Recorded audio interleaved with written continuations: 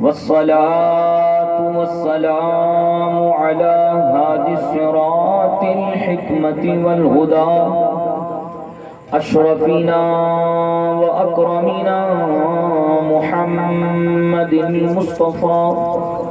أما بعد فأعوذ بالله من الشيطان الرجيم. بسم الله الرحمن الرحيم.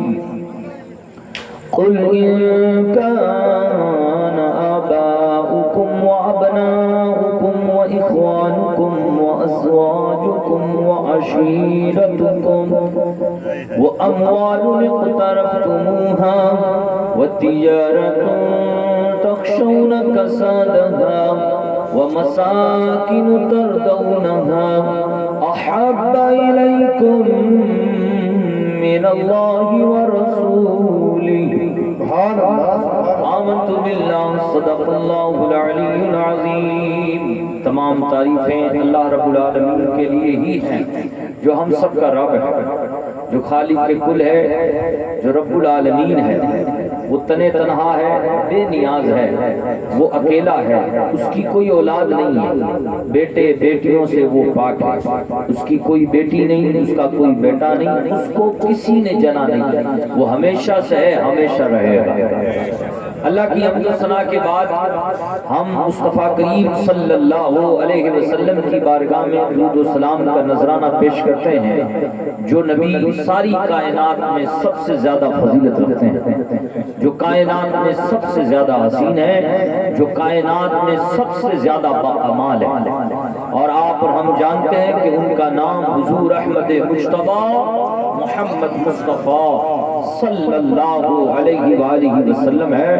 مصطفیٰ کریم کا فرمان ہے کہ بے شک اللہ تعالیٰ نے، درود پاک پڑھنے سے پہلے یہ حدیث سنیے گا کہ بے شک اللہ تبارک و تعالیٰ نے میری قبر پہ ایک فرشتے کو مقرر کر رکھا ہے، اور وہ فرشتہ ایسا ہے کہ تمام مخلوق کی آواز کو سنتا ہے. اس کے اندر اللہ نے یہ طاقت دی ہے کہ وہ تمام مخلوق کی آوازوں کو کیا کرتا ہے؟ سنتا ہے.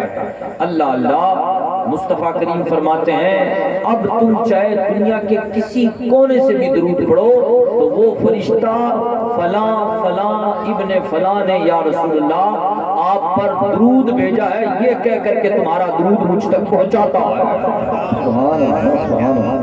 اب آپ دیکھیے کہ اگر ہم نے عقیدت اور محبت کے ساتھ درود پڑھا تو یہ درود ہمارا حضور تک پہنچے گا تو مصطفیٰ خوش ہوں گے. اگر ہم نے اوپر سے پڑھا تو یہ بھی پہنچے گا، فرشتہ یہ بھی کہے گا کہ فلاں نے بڑے سستانہ انداز میں، کاہلانہ انداز میں درود پڑھا ہے یا رسول اللہ. یہ کیفیت بھی بیان کی جائے گی تو یہ اچھی بات نہیں ہے. اس لیے بابا سے بلند محبت کے ساتھ پڑھیے اللہم صلی علی سیدنا و مولانا محمد وعلی آل محمد و اصحابہ اجمعین الصلاۃ والسلام علیک یا رسول اللہ.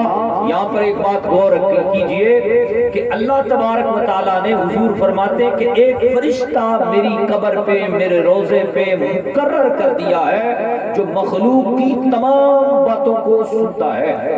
جس کے پاس اللہ نے یہ صلاحیت رکھی ہے کہ وہ مخلوق کی آوازوں کو کیا کرتا ہے؟ سنتا ہے. فرشتے کی یہ طاقت ہے. یہ عام فرشتہ ہے، جبریل نہیں ہے. جبریل تو تمام فرشتوں کے سردار ہے، جبریل تمام فرشتوں کے سردار ہے. اللہ اللہ. جب عام فرشتے کی طاقت یہ ہے تو جو تمام فرشتوں کا سردار جبریل ہے اس کی طاقت کا اندازہ کون لگا سکتا ہے؟ اب سنو، یہ جو جبریل ہے یہ مصطفیٰ کے کیا ہے؟ تو خود حضور نے فرمایا آتانی وزیران من اہل السماء و اہل الارض. زمین والوں میں بھی میرے دو وزیر ہیں اور زمین سے اوپر جو آسمان تمہیں نظر آ رہا ہے ان میں بھی میرے دو وزیر ہیں. آسمان والوں میں جو دو میرے وزیر ہیں اس میں سے ایک کا نام جبرائیل ہے اور دوسرے کا نام میکائیل ہے. اب آپ اندازہ لگائیے جب مصطفیٰ کے وزیر ہوئے جبریل اور ان کے غلام ہوا وہ فرشتہ جو مخلوق کی تمام آوازوں کو سنتا ہے تو بتائیں مصطفیٰ کیوں نہیں سنتے ہوں گے؟ قرآن کہتا ہے النبی اولا بالمؤمنین من انفسہم. نبی تو ہے مسلمانوں تمہاری جانوں سے بھی زیادہ قریب ہے، تمہاری جانوں سے بھی زیادہ قریب ہے۔ اس لیے کسی نے کہا تھا ہم یہاں سے پکارے وہ وہاں سے سنے، ایسی قوت سماعت پہ لاکھوں سلام۔ بریلی کا تاجدار بھی بول تھا دور و نزدیک کے سننے والے کو گانے لالے کرامت پہ لاکھوں سلام۔ سبحان اللہ سبحان اللہ، گانے لالے کرامت پہ لاکھوں سلام۔ مصطفیٰ کریم کی یہ طاقت ہے سبحان اللہ کہ مصطفیٰ کریم دور و نزدیک کی آواز کو کیا کرتے ہیں؟ سنتے ہیں۔ اللہ اللہ مصطفیٰ کریم سے محبت ہے اس لیے ہم حضور کا ذکر کرتے ہیں، ہے نا؟ ہم ذکر رسول اللہ کا کیوں کرتے ہیں؟ اس لیے کہ رسول پاک سے محبت ہے، اور یہ محبت کرنے کا حکم اللہ دیتا ہے۔ محبت حضور سے کرنے کا حکم کون دیتا ہے؟ اللہ دیتا ہے۔ اللہ تبارک و تعالیٰ نے یہ کمپلسری کر دیا ہے، یہ لازم کر دیا ہے کہ ہم رسول پاک سے محبت کریں۔ کس انداز میں محبت کریں؟ تو اللہ نے سورہ توبہ میں فرمایا قُلْ إِن كَانَ آبَاؤُكُمْ وَأَبْنَاؤُكُمْ۔ ادھر دیکھیے کہیے سبحان اللہ، ادھر دیکھیے قرآن پڑھ رہا ہوں، آپ بھی سنیے گا انشاءاللہ ثواب بھی ملے گا، اور آپ اگر سبحان اللہ کہہ دیں گے تو اللہ کے ذکر کرنے کا بھی ثواب ملے گا، سننے کا بھی ثواب لیجئے اور سنانے کا بھی ثواب لیجئے۔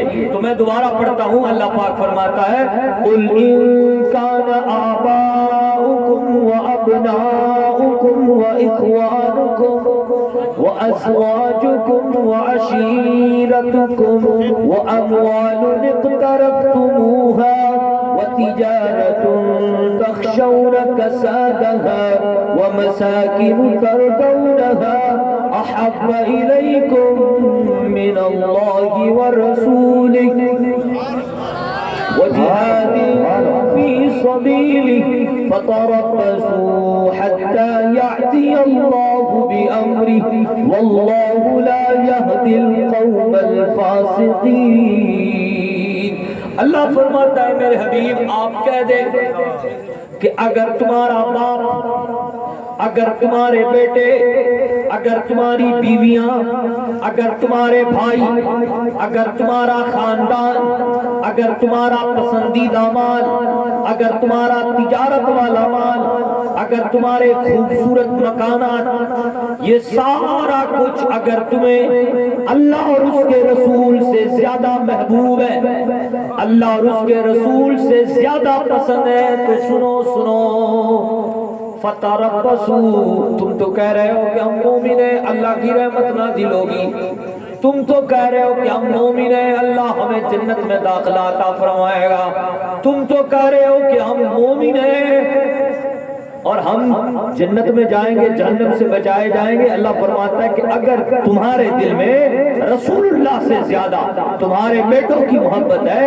باپ کی محبت ہے، بھائیوں کی محبت ہے، بیویوں کی محبت ہے، مال کی محبت ہے، یہاں اللہ نے یہ نہیں کہا کہ بیوی سے محبت نہ کرو، یہاں اللہ نے یہ نہیں کہا کہ باپ سے محبت نہ کرو، یہاں اللہ نے یہ نہیں کہا کہ بھائی سے محبت مت کرو، یہاں اللہ نے یہ نہیں کہا کہ خاندان سے محبت مت کرو، بلکہ یہاں اللہ نے یہ کہا کہ ان سے محبت تو کرو لیکن ان سے زیادہ رسول اللہ سے محبت کرو، اس سے محبت کرو، رسول اللہ سے محبت کرو۔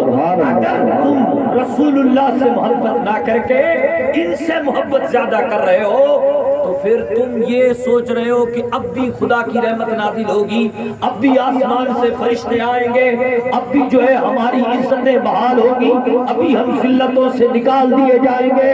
نہیں، ایسا نہیں ہے۔ اگر یہی سچویشن رہی، یہی کیفیت رہی کہ تم اللہ اور اس کے رسول سے زیادہ محبت اپنے کنبے سے کرتے رہے، مال سے کرتے رہے، تو پھر تم انتظار کرو۔ مولا کس چیز کا انتظار؟ اللہ نے فرمایا حتی یأتی اللہ بِأَمْرِ، اللہ کے حکم کا انتظار کرو۔ ابھی اللہ کا حکم کیا ہے؟ اللہ کا حکم کیا ہے؟ اللہ کا حکم یہ ہے، حضرت صدر الافاضل علامہ نعیم الدین مراد آبادی کہتے ہیں اللہ کے حکم سے مراد اللہ کے عذاب کا انتظار کرو، اللہ کے عذاب کا انتظار کرو۔ اللہ اللہ یہ قرآن کی آیت واضح کہہ رہی ہے باپ سے محبت کرو، بیٹوں سے محبت کرو، بیویوں سے بھی محبت کرو، خاندان سے بھی محبت کرو، مال سے بھی محبت ہونی چاہیے، لیکن یہ محبت رسول اللہ کی محبت سے آگے نہیں بڑھنی چاہیے۔ رسول اللہ کی محبت سے آگے کی محمد سے وفا تو نے تو ہم تیرے ہیں، یہ جہاں کیا چیز ہے لوہ قلم تیرے۔ مصطفیٰ کریم نے سمجھایا ہے، حضور نے واضح لفظوں میں سمجھایا ہے، فرمایا حضور نے لا یؤمن احدکم حتی اکون احب الیہ من والدہ وولدہ والناس اجمعین۔ اے لوگوں سنو کان کھول کے، تم اس وقت تک مومن نہیں ہو جب تک کہ تم اپنے ماں باپ سے بڑھ کر، اپنی اولاد سے بڑھ کر اور تمام لوگوں سے بڑھ کر تم مصطفیٰ یعنی مجھ سے محبت نہیں کر لیتے۔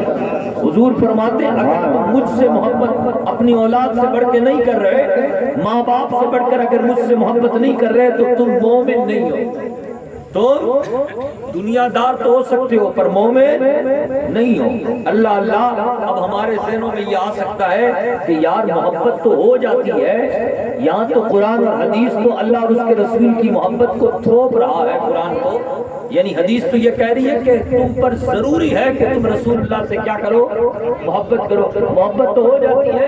علماء فرماتے ہیں اس کا بہترین سا جواب دیتے ہیں، کہتے ہیں دیکھو محبت ہر ایک سے نہیں ہوتی، محبت ہر ایک سے نہیں ہوتی، محبت کچھ کارنوں کی وجہ سے ہوتی ہے، کچھ اسباب کی وجہ سے ہوتی ہے، کوئی بہانہ بنتا ہے جس کی بعد اس بہانے کی وجہ سے محبت ہو جاتی ہے۔ سبحان اللہ۔ اچھا علماء فرماتے ہیں کہ وہ تین وجہ ایسی ہیں کہ جس کے پاس تین وجہ میں سے کوئی وجہ ہوتی ہے تو پھر اس سے محبت ہو جاتی ہے۔ پہلی وجہ کیا ہے؟ پہلی وجہ یہ ہے کہ جب کوئی خوبصورت ہوتا ہے، حسین ہوتا ہے تو پھر اس سے محبت ہو جاتی ہے۔ سبحان اللہ۔ اگر حسن کو دیکھ کر کسی سے محبت ہو جاتی ہے تو پھر سنو حضور سے بڑھ کر تو کوئی حسین ہے ہی نہیں۔ جس نے بھی حضور کو دیکھا وہ یہ کہہ اٹھا حضرت حسان کی طرح وَأَحْسَنُ مِنْكَ لَمْ تَرَ قَطُّ عَيْنِي وَأَجْمَلُ مِنْكَ لَمْ تَلِدِ النِّسَاءُ خُلِقْتَ مُبَرَّأً مِنْ كُلِّ عَيْبٍ كَأَنَّكَ قَدْ خُلِقْتَ كَمَا تَشَاءُ۔ یا رسول اللہ میری ان آنکھوں نے آپ جیسا حسین نہیں دیکھا۔ یا رسول اللہ آج تک کسی ماں نے آپ جیسا خوبصورت نہیں جنا۔ خدا نے آپ کو ہر عیب سے پاک بنایا ہے، خدا نے آپ کو ایسے بنایا ہے جیسے آپ چاہتے تھے۔ اعلیٰ حضرت کہتے ہیں وہ کمال حسن حضور ہے کہ گمان نقص جہانگی، یہی پھول خار سے دور ہے، یہی شمع ہے کہ دعا لگی۔ دو عالم چاہتے ہیں رضائے خدا، خدا چاہتا ہے رضائے محمد۔ سبحان اللہ سبحان اللہ۔ یہ حسن جو ہے نا اس کی وجہ سے محبت ہو جاتی ہے۔ حسن حضور کے پاس جیسا تھا ایسا کسی کے پاس حسن نہیں ہے۔ سبحان اللہ۔ آپ دیکھیے حضرت جابر رضی اللہ تعالیٰ عنہ فی لیلۃ الادھیان یعنی 14ویں کا چاند جب چمکتا ہے جن راتوں میں، اس رات میں حضرت جابر بن سمرہ اپنے کمرے سے باہر نکلے، انہوں نے چاند کو دیکھا اور ایک طرف زمین پہ دیکھا تو حضور سامنے جلوہ بار ہے، مصطفیٰ سامنے کیا ہے؟ جلوہ بار ہے۔ یہ وہ عظیم ہے سبحان اللہ جن کے بارے میں اعلیٰ حضرت نے کہا چمک تجھ سے پاتے ہیں سپانے والے، میرا دل بھی چمکا دے چمکانے والے، میرا دل بھی چمکا دے چمکانے والے، برستا نہیں دیکھ کر ابر رحمت، بدوں پر بھی برسا دے برسانے والے، زندہ ہے واللہ تو زندہ ہے واللہ، میرے چشم عالم سے چھپ جانے والے۔ مصطفیٰ کریم صلی اللہ علیہ وسلم کی طرف دیکھا اور چاند کی طرف دیکھا۔ حضرت جابر کہتے ہیں میں بار بار دیکھ رہا تھا، کبھی چاند کو دیکھتا کبھی مصطفیٰ کو دیکھتا۔ انظرت الی القمر انظرت الی الرسول، کبھی میں چاند کو دیکھتا کبھی میں اللہ اللہ رسول پاک کو دیکھتا۔ کشمکش میں تھا، چاند تو خوبصورت ہے یا جو یہ زمین پہ ہے یہ خوبصورت ہے؟ آخر کار کس نتیجے پہ پہنچا؟ فَإِذَا هُوَ أَحْسَنُ عِنْدِي مِنَ القمر، میں اس نتیجے پہ پہنچا یہ جو زمین پہ جلوہ بار ہے، یہ زمین والا کون؟ اعلیٰ حضرت جن کے بارے میں کہتے ہیں سب سے اولا وہ اعلیٰ ہمارا نبی، سب سے بالا وہ والا ہمارا نبی، اپنے مولا کا پیارا ہمارا نبی، دونوں عالم کا دولہا ہمارا نبی کون دیتا ہے دینے کو منہ چاہیے دینے والا ہے سچا ہمارا نبی سارے اونچوں سے اونچا سمجھیے جسے ہے اس اونچے سے اونچا ہمارا نبی سارے اچھوں سے اچھا سمجھیے جسے ہے اس اچھے سے اچھا ہمارا نبی سارے چمکنے والے اجڑوں میں چمکا کیے اندر شیشوں میں چمکا ہمارا نبی سبحان اللہ یہ جو مصطفیٰ ہے میں اس نتیجے پہ پہنچا ہوں یہ تو جان سے بھی زیادہ خوبصورت ہے نعرہ تکبیر نعرہ رسالت نعرہ رسالت رخ وضحا کی آمد رخ وضحا کی آمد زلف واللیل کی آمد مکی کی آمد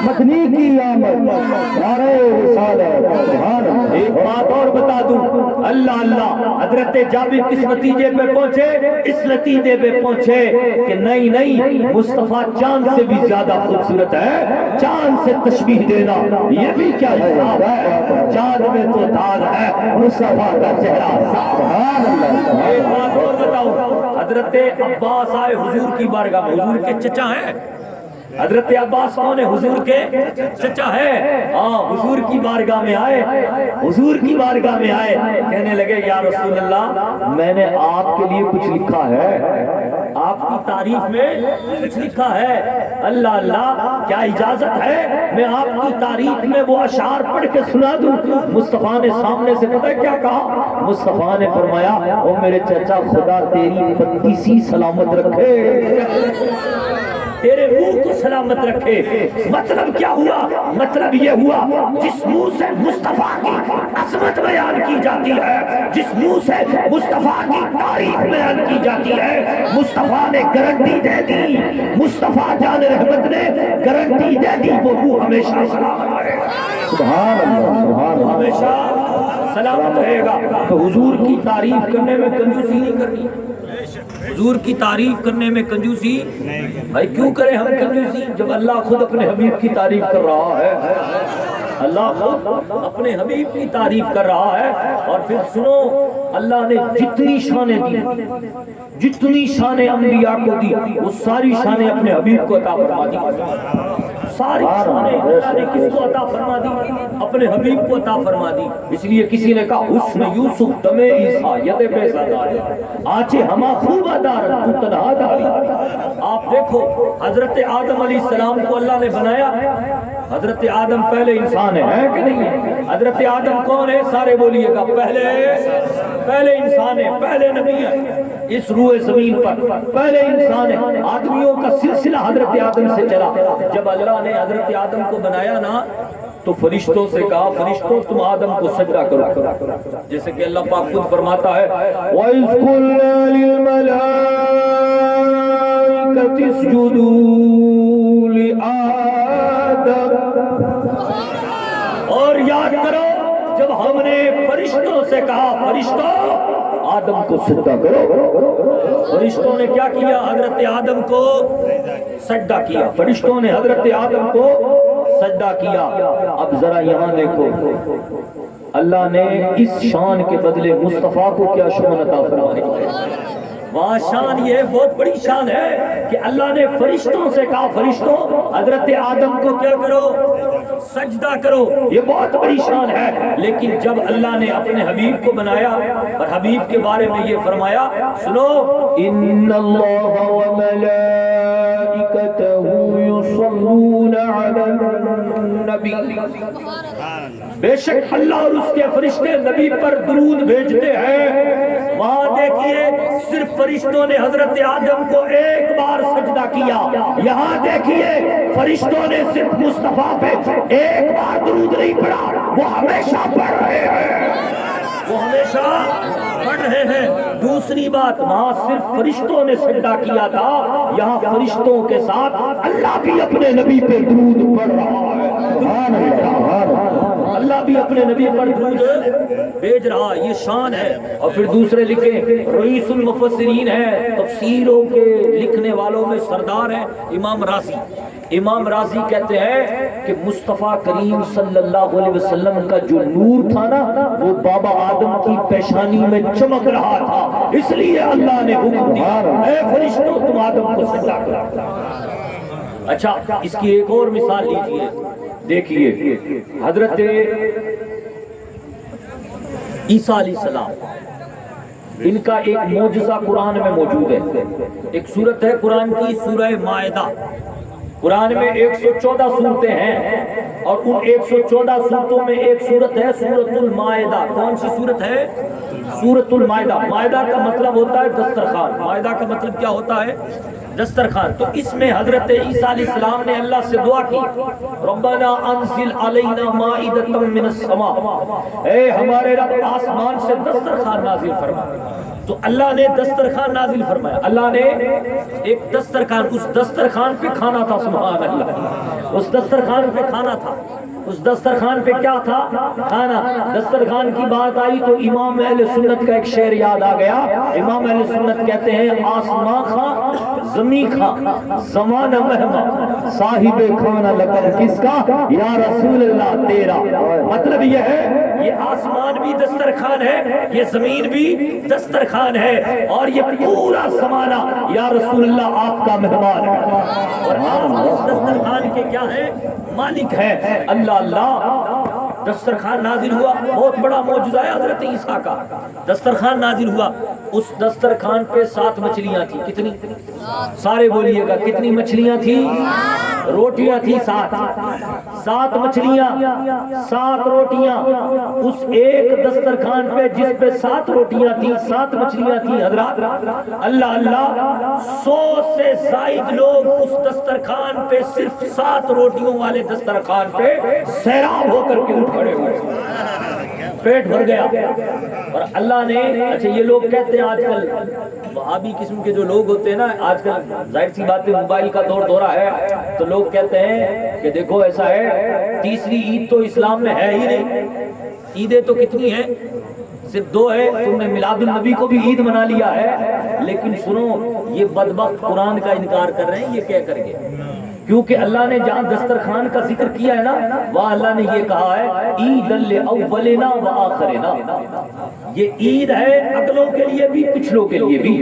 اچھا یہ نہیں کہا کہ یہ عید ہے صرف اور صرف حضرت عیسیٰ کے ماننے والوں کے لیے، یہ نہیں کہا، بلکہ کہا اگلوں کے لیے بھی عید ہے، جو پیچھے آئیں گے ان کے لیے بھی عید ہے۔ تو پھر بتاؤ یہ تیسری عید قرآن بیان کر رہا ہے کہ نہیں کر رہا؟ تو جب قرآن عید کہہ رہا ہے دسترخوان کے نازل ہونے کو، تو پھر تم جو کہہ رہے ہو کہ اسلام میں صرف 2 ہی عیدیں ہیں، تو اسلام میں صرف 2 ہی عیدیں ہیں، یہ کہہ کر کے تم کیا کر رہے ہو؟ تم قرآن کا انکار کر رہے ہو یا نہیں؟ قرآن کا انکار کر رہے ہو عزیزان محترم۔ اس لیے عزیزان محترم ہم سب کو چاہیے کہ ہم جو ہے یہ تمام باتیں، ہاں میں عرض کر رہا تھا کہ یہ جو دسترخوان نازل ہوا نا، اس پہ 7 روٹیاں تھی۔ کتنی؟ 7، اور پھر 7 روٹیوں کے ساتھ 7 مچھلیاں تھی۔ کتنی مچھلیاں تھی؟ 7 مچھلیاں تھی، اور اس پہ کتنے لوگ سیر ہو گئے؟ 100 سے زائد، یعنی 100 کم از کم تعداد 100 ہے، 100 سے کم نہیں تھے، 100 سے زائد تھے۔ اب اللہ نے حضرت عیسیٰ کو یہ معجزہ دیا، لیکن حضور کو کیسا معجزہ دیا؟ حضور کو کیسا معجزہ دیا؟ تو سنو، حضرت انس بن مالک فرماتے ہیں سبحان اللہ، حضرت انس بن مالک کہتے ہیں رسول پاک کا نکاح ہوا حضرت زینب کے ساتھ۔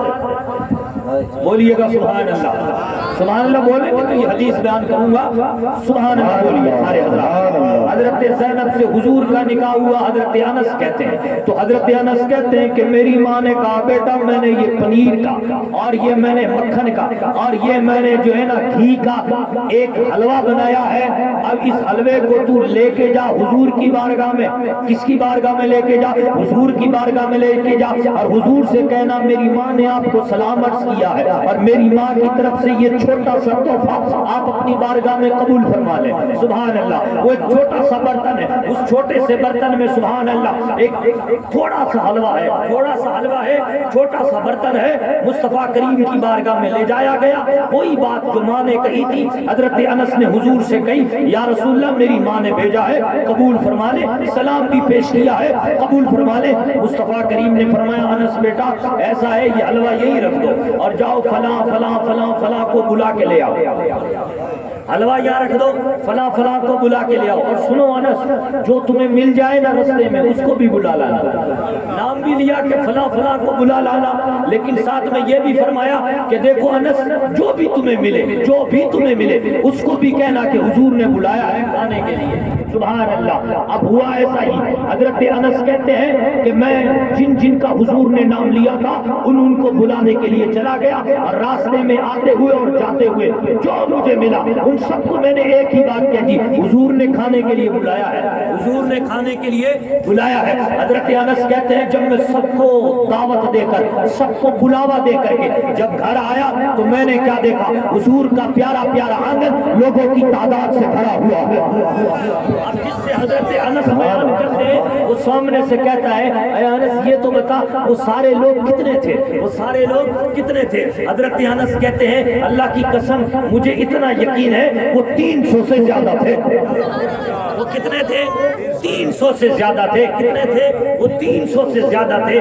کہا آگے کیا ہوا؟ حضرت انس کہتے ہیں آگے یہ ہوا, حضور نے فرمایا اب تم سارے آ گئے ہو, 10 لوگ آتے جاؤ. کتنے لوگ آتے جاؤ؟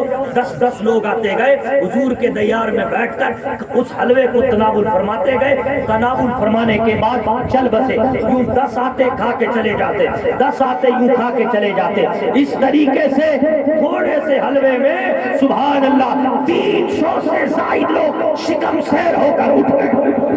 اب حضرت انس سے حضور نے فرمایا یا انس, اے انس ادھر اٹھا لے اس کو, اپنے حلوے کو کیا کر لے, اٹھا لے. ارفع, اٹھا اس کو انس, اٹھاؤ اس کو, اٹھا لو. حضرت انس کہتے ہیں اللہ اللہ میں جھک کر حلوے کو دیکھا تو میں حیران ہو گیا, کنفیوز ہو گیا. یا اللہ جب رکھا تھا تب زیادہ تھا, اب جب اٹھا رہا ہوں تو یہ حلوہ تب زیادہ ہے. تو زیادہ تھا یا اب اٹھا رہا ہوں تو زیادہ ہے. اللہ اکبر. کیا پتا چلا؟ پتا یہ چلا ادھر اس دسترخوان پہ تھوڑا سا کھانا ہے لیکن 100 سے زائد لوگ سیراب ہو کر کے اٹھ رہے ہیں, تو ادھر حضور کے دیار میں تھوڑا سا حلوہ ہے وہ بھی ابھی باقی ہے, بچا ہوا ہے, لیکن 300 سے زائد لوگ سیراب ہو رہے ہیں. اس نے یوسف دم عیسیٰ ید بیزاداری آنچے ہما خوبہ دارن تو تنہا. قرآن میں ایک اور مثال ملتی ہے. اللہ پاک فرماتا ہے وَإِذِ اسْتَسْقَىٰ مُوسَىٰ لِقَوْمِهِ فَقُلَّ اضْرِب بِّعَصَاكَ الْحَجَرَ. اور یاد کرو جب موسیٰ کی قوم نے موسیٰ سے پانی مانگا, کیا مانگا؟ پانی. وادی تیہ میں جب یہ قوم تھی تو انہوں نے حضرت موسیٰ سے کہا ہمارے لیے پانی کا بندوبست کرو. حضرت موسیٰ سے اللہ نے حکم فرمایا اے موسیٰ یہ تیرے پاس پتھر ہے, کہا ہے. کہا تیرے ہاتھ میں لاٹھی ہے, کہا ہے. کہا ایسے کر اس لاٹھی کو پتھر پہ مار, اس لاٹھی کو کہاں مار؟ پتھر پہ مار. حضرت موسیٰ نے فَقُلْ اضْرِب بِّعَصَاكَ الْحَجَرَ, حضرت موسیٰ علیہ السلام نے اللہ کے حکم سے پتھر پہ جب لاٹھی کو مارا تو اس میں سے من حسنۃ عشرۃ عینا, اس میں سے 12 چشمے بہ نکلے. کتنے چشمے جاری ہو گئے؟ 12 چشمے جاری ہو گئے. سبحان اللہ.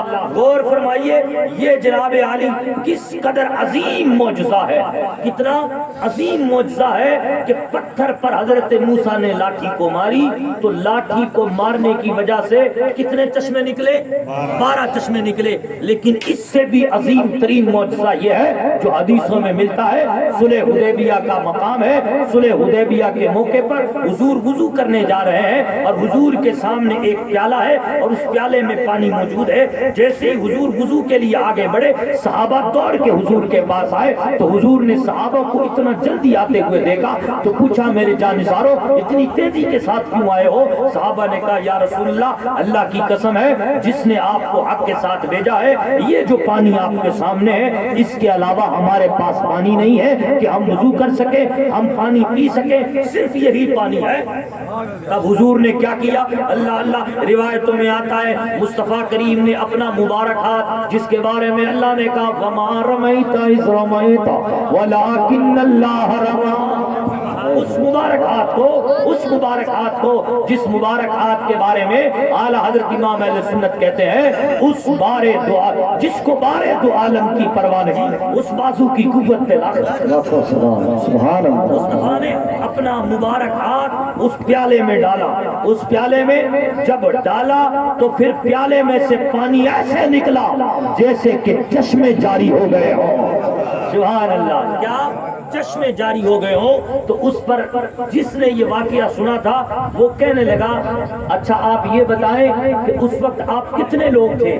جب ایک چھوٹا سا پیالہ تھا پانی کا، حضور نے اس میں اپنی انگلیاں ڈالی تو انگلیوں سے پانی کے چشمے جاری ہو گئے۔ تو آپ یہ بتائیے کہ اس وقت کتنے لوگ تھے؟ اللہ اللہ، سامنے بتانے والے جس نے اس منظر کو دیکھا تھا وہ کہتے ہیں اللہ کی عزت کی قسم اس دن اگر ہم 1,00,000 سے بھی زائد لوگ ہوتے تو مصطفیٰ کے اس معجزے والے پانی سے سیراب ہو جاتے، لیکن اس دن ہم 1500 سے زائد لوگ تھے۔ الحمدللہ سارے کے ساروں نے اپنے برتن بھی بھرے اور پانی پی کر سیراب بھی ہو گئے اور سب نے وضو بھی کر لیا۔ سبحان اللہ سبحان اللہ۔ اور دیکھیے وہاں پتھر سے چشمہ نکل رہا ہے، یہاں مصطفیٰ کی انگلیوں سے پانی نکل رہا ہے۔ اس لیے کہتے ہیں اس نے یوسف تمہیں عیسیٰ ید بیزاداری آنچیں ہما خوب دارت تو تنہا داری، یہ ہے حضور سبحان اللہ۔ اس کی اور ایک اور مثال لیجئے، سبحان اللہ کتنی پیاری مثال ہے۔ آپ دیکھیے حضرت ابراہیم ہے، آپ نے تذکرہ سنا ہے بارہا، حضرت ابراہیم کو نمرود نے اور نمرودیوں نے کس میں ڈالا؟ آگ میں ڈالا، سب کو پتا ماشاءاللہ کس نے ڈالا، کس میں ڈالا؟ آگ میں ڈالا۔ ادھر دیکھیے ہوا بھی چل پڑی ہے، بیان کو ختم کی طرف چلے ادھر، ہاں ماشاءاللہ، ہاں ادھر ہوا کا چشمہ بھی چالو ہو گیا جی۔ اچھا اب دیکھیے جناب ایسا ہوا کہ حضرت ابراہیم کو کہاں ڈالا گیا؟ آگ میں۔ تو جب آگ میں ڈالا گیا تو اللہ نے آگ سے حکم دیا یا نارو کونی بردم و سلام علی ابراہیم، اے آگ ٹھنڈی ہو جا ابراہیم پر، سلامتی والی ہو جا۔ سبحان اللہ، آگ کیا ہو گئی؟ ٹھنڈی ہو گئی۔ لیکن اب ادھر ایک مثال لیجئے، حدیثوں میں آتا ہے کہ حضرت انس بن مالک رضی اللہ تعالیٰ عنہ کے پاس ایک لوگوں کا وقت، ایک قافلہ حضور حضرت انس کے یہاں مہمان بنا، اور آپ نے اپنے خادم سے کہا کہ دسترخوان لاؤ، دسترخوان بچھائیں گے، مہمانوں کو کھانا کھلائیں گے، ناشتہ کریں۔ دسترخوان بچھا دیا گیا۔ آپ نے دسترخوان جب بچھا دیکھا تو آپ نے اس سے یہ بھی فرمایا جاؤ رومال لے آؤ۔ کیا لے آؤ؟ رومال لے آؤ۔ اب وہ خادم دوڑتا ہوا گیا اور ایک رومال لے کے آ گیا۔ وہ جو لوگ دیکھ رہے تھے اس منظر کو وہ کہتے ہیں کہ وہ رومال تھوڑا میلا تھا۔ وہ رومال کیا تھا؟ میلا تھا، یعنی وہ صاف ستھرا نہیں تھا، وہ کیا تھا؟ میلا تھا۔ تو جب حضرت انس نے دیکھا کہ یہ رومال جو ہے میلا ہو چکا ہے تو حضرت انس نے فرمایا تندور کو جلاؤ۔ جب تندور کو روشن کیا گیا اور اس میں آگ بھڑکنے لگی تو حضرت انس نے فرمایا یہ جو رومال ہے اس رومال کو اٹھاؤ اور تندور میں جا کر ڈال دو۔ آگ کے اندر اس رومال کو ڈال دیا گیا۔ آپ کی اور ہماری عقل کیا کہتی ہے؟ جب کپڑا رومال والا، رومال جو کپڑے کا تھا وہ جب آگ میں گیا ہوگا تو جلا ہوگا یا نہیں جلا ہوگا؟ عقل تو یہی کہتی ہے کہ جلا ہوگا، لیکن ایسا ہوا کہ تھوڑی دیر کے بعد اس رومال کو آگ سے نکال دیا گیا۔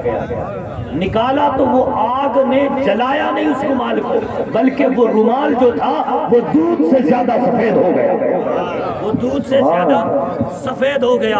اللہ اللہ، سارے لوگ پریشان ہو گئے، حیرت میں پڑ گئے۔ انہوں نے کہا ماں ہاذا، یہ کیا ہے؟ یہ دودھ سے زیادہ سفید ہو گیا رومال، آگ میں گیا تھا جل جانا چاہیے تھا لیکن یہ تو دودھ سے زیادہ سفید ہو گیا۔ اللہ اکبر۔ تو حضرت انس سامنے سے کہتے ہیں اس کا مسئلہ یہ ہے، یہ جو رومال ہے ایک بار یہ رومال حضور کے چہرے سے مسح ہوا ہے، حضور کے چہرے سے مس ہوا ہے، پتہ یہ چلا جو حضور کے باڈی سے مس ہو جائے اسے دنیا کی آگ بھی نہیں جلاتی اور اسے آخرت کی آگ بھی نہیں جلاتی۔ سبحان اللہ سبحان اللہ۔ یہاں یہ بھی دیکھیے کہ جب ایک رومال حضور سے قریب ہوا، حضور سے متصل ہوا، حضور سے ملا، تو پھر اس رومال کو دنیا کی آگ نہیں جلا پا رہی اور جہنم کی آگ بھی اسے نہیں جلائے گی۔ تو اب ذرا دیکھیے وہ انسان جس کو اللہ نے شرافت والا بنایا ہے، وہ انسان جس کو اللہ نے عزت والا بنایا ہے، وہ انسان جس کو اللہ نے بڑا خوبصورت بنایا ہے، وہ انسان اگر حضور سے قریب ہو جائے، مصطفیٰ سے جڑ جائے، تو وہ کیسے دنیا اور آخرت میں کامیاب نہیں ہوگا؟ اگر حضور سے جڑو تو انشاءاللہ اے انسانوں کی جماعت تم دنیا میں بھی کامیاب ہو جاؤ گے، آخرت میں بھی کامیاب ہو جاؤ گے۔ اللہ اللہ، اس سے یہ پتا چلا کہ مصطفیٰ کریم کو اللہ نے بڑا اونچا مقام عطا فرمایا ہے، اس لیے حضور سے محبت کی جائے، حضور کا ذکر کیا جائے، مصطفیٰ کریم کی تعریف کی جائے۔ لیکن حضور سے محبت کا مطلب کیا ہے؟ اس کو ایک مثال سے سمجھیے۔ ہمارے یہاں محبت کے کچھ لوگ اسی طریقے سے دعویٰ کرتے ہیں، ہم لوگ کہتے ہیں حضور کے قدموں میں جان بھی قربان ہے، کہتے ہیں کہ نہیں کہتے؟ کہتے ہیں۔ آپ اس کی ایک مثال لیجئے، ایک بیٹا ہے، وہ باپ کے بارے میں یہ کہتا ہے میں تو اپنے باپ سے بڑی محبت کرتا ہوں، ایک اجنبی کے سامنے یہ بات کہتا ہے۔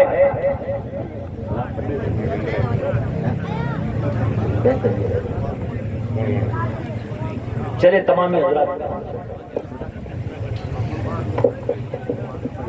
ایک بار درود پاک پڑھیں، اللہم صلی علی سیدنا محمد السلام علیکہ یا رسول اللہ یا حبیب اللہ صلی اللہ علیہ وسلم۔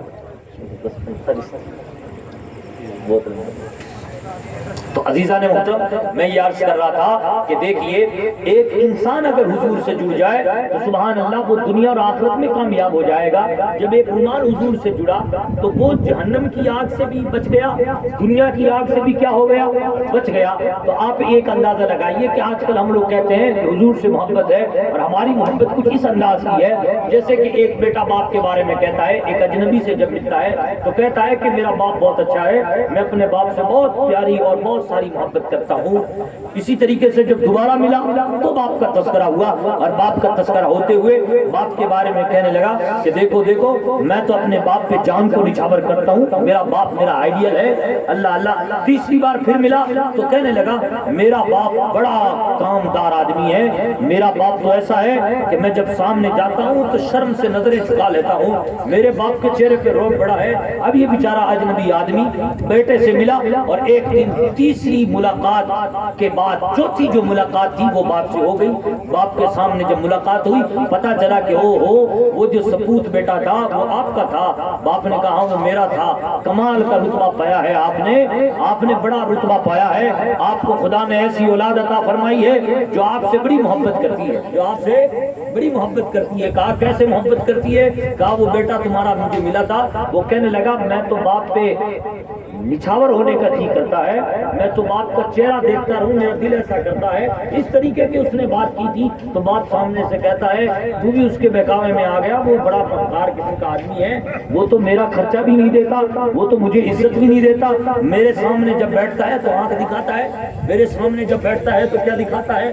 آنکھ دکھاتا ہے۔ اور تیرے سامنے اس نے لمبی لمبی پھینک دی اور کہہ دیا کہ میں تو اپنے باپ سے اتنی محبت کرتا ہوں، میں تو اپنے باپ سے اتنا پیار کرتا ہوں۔ اے بندے اجنبی، تو اس کے بہکاوے میں مت آنا، جو باپ سے دھوکہ دے سکتا ہے وہ کسی کو بھی دھوکہ دے سکتا ہے۔ یہی حال ہمارا ہے، ہم کہتے ہیں مجلسوں میں بیٹھ کے ہم حضور سے محبت کرتے ہیں، ہم حضور سے وفا کرتے ہیں، اگر حضور سے ملاقات ہوئی تو حضور یہی کہیں گے او دعوے تو کرتا تھا کہ مجھ سے محبت کرتا ہے، ایک بھی دن کی تو نے نماز نہیں پڑھی، 5 وقت کی نماز ہم نے تم پہ فرض کی تھی، وہ 5 وقت کی نماز پڑھ کے نہیں آیا، ہم نے تیرے لیے قرآن کو تم تک پہنچایا، ہدایت کے لیے پہنچایا، ایک بھی دن تو نے قرآن پڑھنے کی کوشش کی نہیں کی، جبکہ ہم نے یہ کہا تھا خیرکم من تعلم القرآن وعلمہ، حضور فرمائیں گے میں نے یہ کہا تھا ان سے کہا تھا، یہ جو کہہ رہے ہیں نا مصطفیٰ کی محبت میں جان بھی قربان ہے، حضور کے نام پر جان بھی قربان ہے، ان سے حضور فرمائیں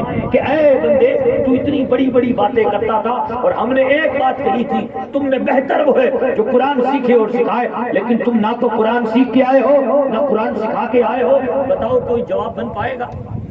اگر حضور نے اس وقت یہ فرما دیا، ہم نے کہا تھا الصدق ینجی والکذب یہلک، سچ آدمی کو نجات دیتا ہے، جھوٹ آدمی کو ہلاک کرتا ہے، ہم نے تو یہ کہا تھا تم سچ بول کے نہیں آئے ہو، جھوٹ بول کے آئے ہو، اور یہاں آ کر کے تم بڑے بڑے دعوے کر رہے ہو کہ ہم تو حضور سے بڑی وفا کرتے ہیں، بڑی محبت کرتے ہیں، تو آپ بتائیں اس وقت کیسا لگے گا؟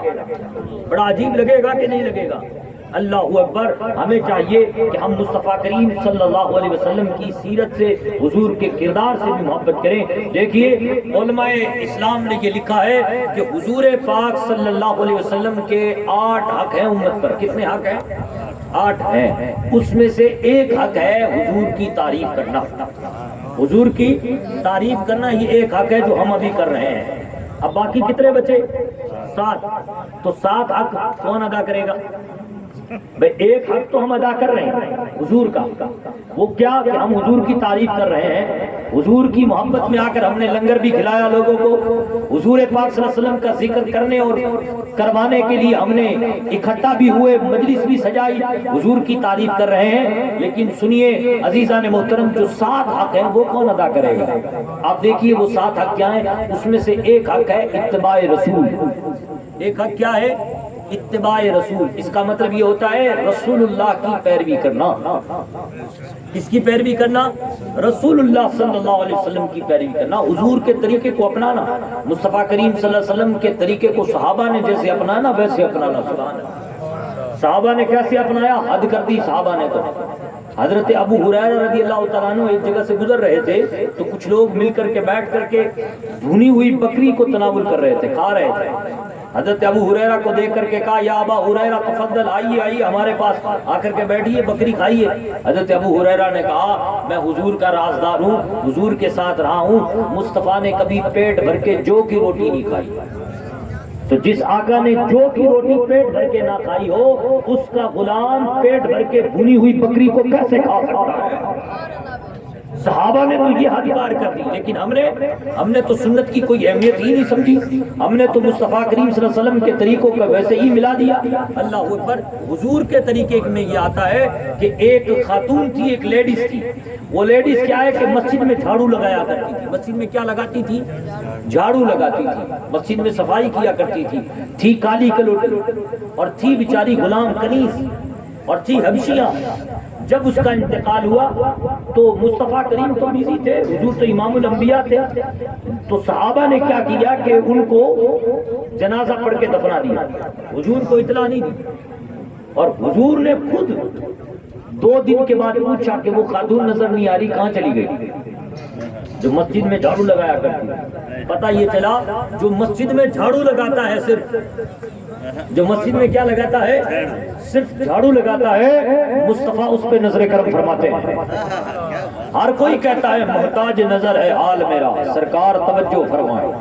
پوری دنیا کہہ رہی ہے نا، پوری دنیا کہہ رہی ہے ایک میں نہیں ان پر قربان زمانہ، ایک میں ہی نہیں ان پر قربان زمانہ ہے. جو محبوب، جو مصطفیٰ ہے اور خدا کے محبوب یکتا ہے، اس پر سارا زمانہ قربان ہے. اس مصطفیٰ کریم صلی اللہ علیہ وسلم کی نظر کرم پانے کے لیے لوگ بیتاب ہیں، لیکن حضور نظر کرم فرما رہے ہیں تو کس پہ؟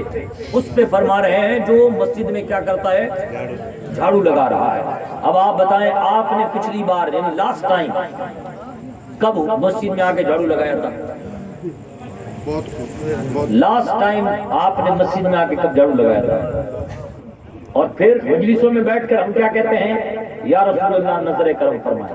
محتاج نظر ہے حال میرا، سرکار توجہ فرمائے. بھائی تو کہہ تو رہا ہے کہ حضور آپ توجہ فرمائیں، اور حضور جس کام کی وجہ سے توجہ فرماتے ہیں وہ کام اتنا آسان ہے پھر بھی کیوں نہیں کر رہا؟ حضور توجہ اس لیے فرماتے ہیں تاکہ مسجدوں کو صاف رکھو. نہیں، ہم نے کیا کیا ہے؟ ہم نے یہ کیا ہے کہ بھائی جو بچے مسجد میں پڑھنے آتے ہیں وہی آ کر کے جھاڑو لگائیں. ہم کیوں لگائیں؟ ہم کیوں مسجد کی صفائی کریں؟ جبکہ حضور کی نظر عنایت ملتی ہے. سبحان اللہ. حضور کا کرم ملتا ہے، حضور کی رحمت ملتی ہے. یہ تو ہم سب جانتے ہیں نا کہ اللہ پاک اپنے حبیب کے بارے میں فرماتا ہے وَمَا أَرْسَلْنَاكَ إِلَّا رَحْمَةً لِّلْعَالَمِينَ کہ اے میرے حبیب ہم نے آپ کو سارے جہانوں کے لیے رحمت بنا کے بھیجا. سب جانتے ہیں لیکن یہ کوئی نہیں جانتا کہ حضور رحمت کرتے کیسے ہیں. بھائی یہ تو ہم جانتے ہیں کہ حضور رحمت للعالمین ہیں پر ہم یہ سمجھنے کو تیار نہیں ہے کہ حضور رحمت ہے کیسے, کرتے کیسے ہیں. ہم کیا ہے جھوٹ بول کے پوری کھا کر کے مسجد کو گندا کر کے پھر کہتے ہیں حضور رحمت للعالمین ہے, کرم فرمائیں گے. بھائی حضور ہے رحمت للعالمین لیکن کرم اس پہ ہی فرماتے ہیں جو مسجدوں کو آباد کرتا ہے. حضور ہر ایک پہ تھوڑا کرم کرتے ہیں.